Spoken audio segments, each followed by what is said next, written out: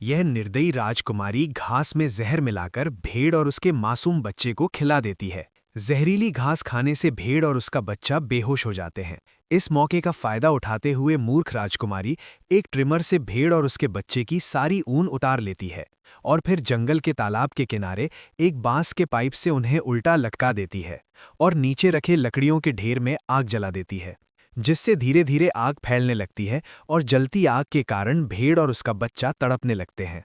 तभी तालाब के पास अमरूद का पौधा लगा रही गाय को अचानक भेड़ की चिल्लाने की आवाज़ सुनाई देती है और वो घबराहट में दौड़ती हुई तालाब के पास पहुंचती है और देखती है कि आग की ज्वालाओं के कारण भेड़ और उसका बच्चा तड़प रहे हैं।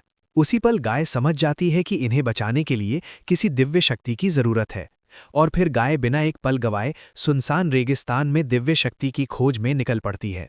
कुछ दूर चलने के बाद गाय देखती है कि रेतीले टीले पर एक दिव्य शिवलिंग चमक रहा है। फिर गाय शिवलिंग के पास पहुंचकर ध्यान मुद्रा में बैठ जाती है और ओम नमः शिवाय का जाप शुरू करती है।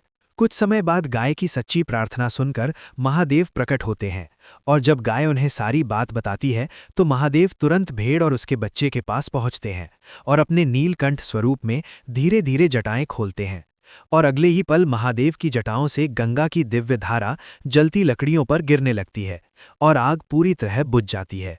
फिर भेड़ और उसका बच्चा खुशी से नाचने लगते हैं। लेकिन फिर भी किसी ने महादेव की इस महान लीला को लाइक नहीं किया।